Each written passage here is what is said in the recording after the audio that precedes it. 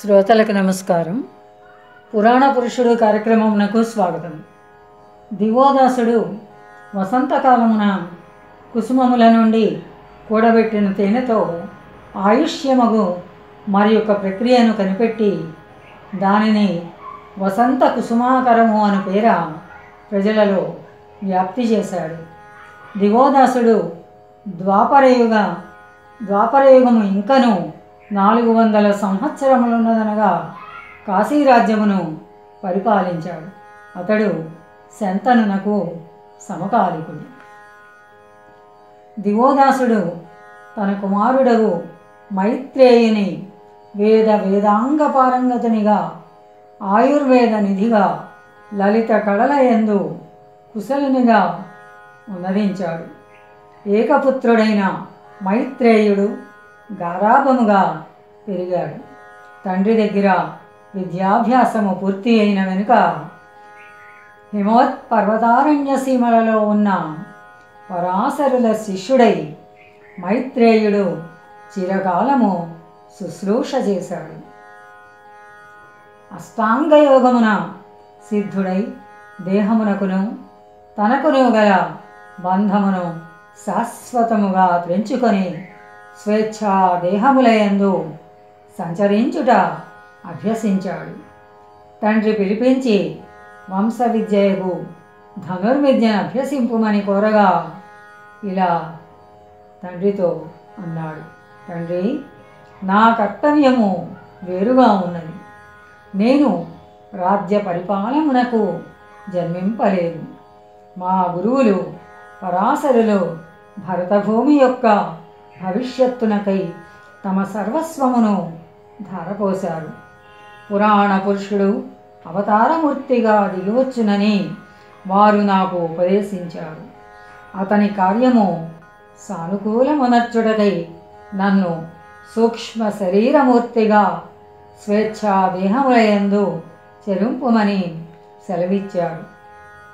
కలాపగుహలు నా నివాస స్థానముగా నేను దైవకార్యమును చిరకాలము సాధింపవలసి ఉంది. హిమవత్ పర్వత గర్భమున లీనమైపోయిన శంబళ గ్రామమును ఉద్ధరించి పురాణ పురుషుని దైవకార్యమునకు తోడ్పడవలసి ఉన్నది. రాబోవు కలియుగమంతయు సూక్ష్మరూపిణై జీవించి ఉండి ఆ మహనీయమూర్తికి శేషతల్పము వలె పనిచేయవలసి ఉన్నది. శంతనుని భ్రాతయగు దేవాపి నాకు సహచరుడిగా పనిచేయుటకై పరాశరుల శాసనము అనుసరించి రాజ్య పరిత్యాగము చేశాడు. అతడు కలియుగమున దివ్య జ్ఞానమను పేర బ్రహ్మ విద్యను రక్షించును. ఇక్ష్వాకు వంశీయుడు శీఘ్రుని పుత్రుడునగు మరుగు కూడా దైవకార్యమునకై నాతో పాటు చిరంజీవిత్వమును సాధించను. అతడు రాజవిద్యను కలియుగమున రక్షించి రాబోవు కృతయుగమున క్షత్రియ వర్ణమును ఉద్ధరించి ప్రభు కాగలడు. పురాణ పురుషుడే వానిని స్వయముగా పట్టాభిషిక్తుని చేయును.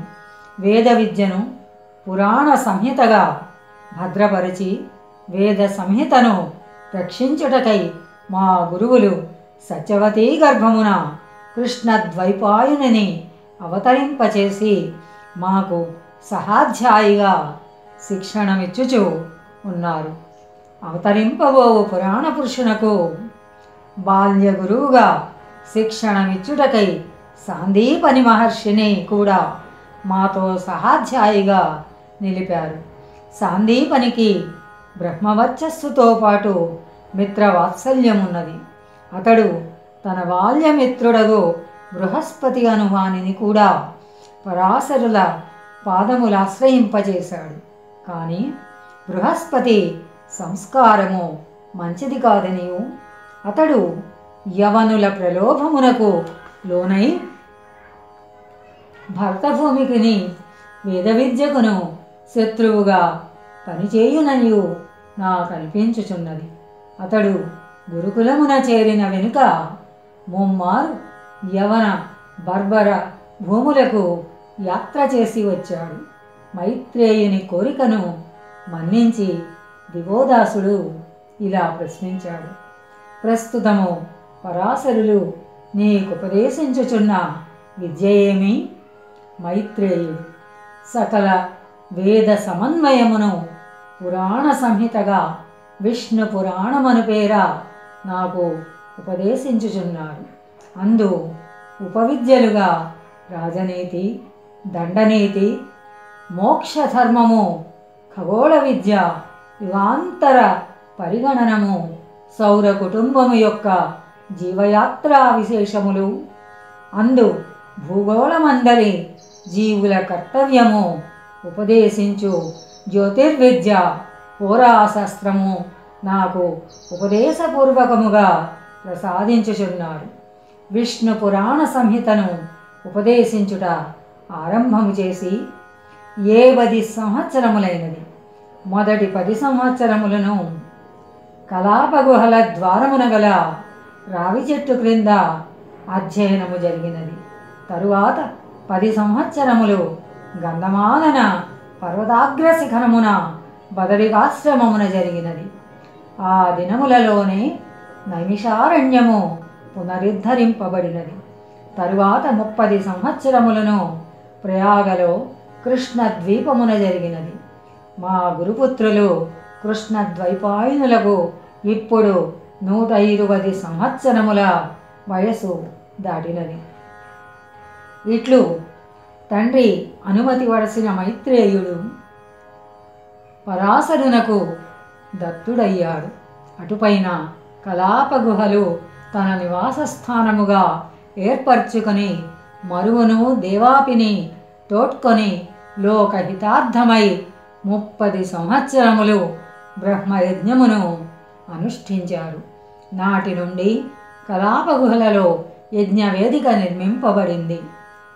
మంచి గంధముతో వన ఔషధములతో హోమములు నిరంతరము జరుగుచున్నవి.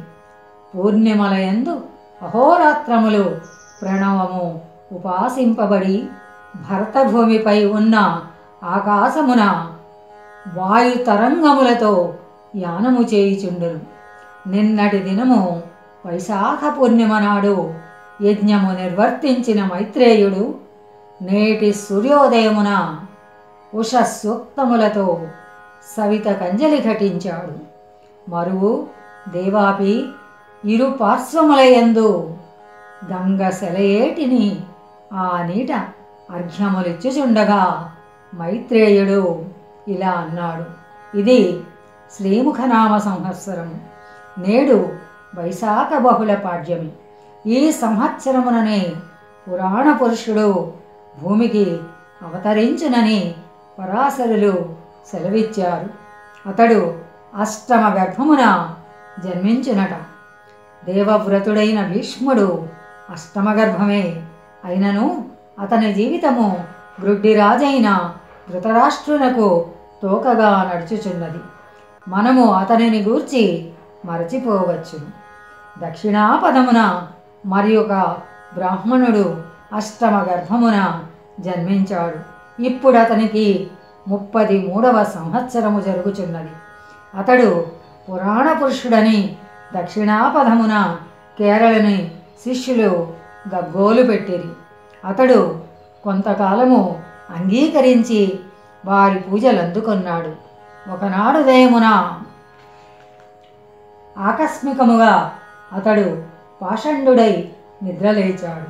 జీవికి మానసిక వికాసమే పరమావధి అనియు దానికి నియమములు అవరోధములనియు ఘోషించాడు.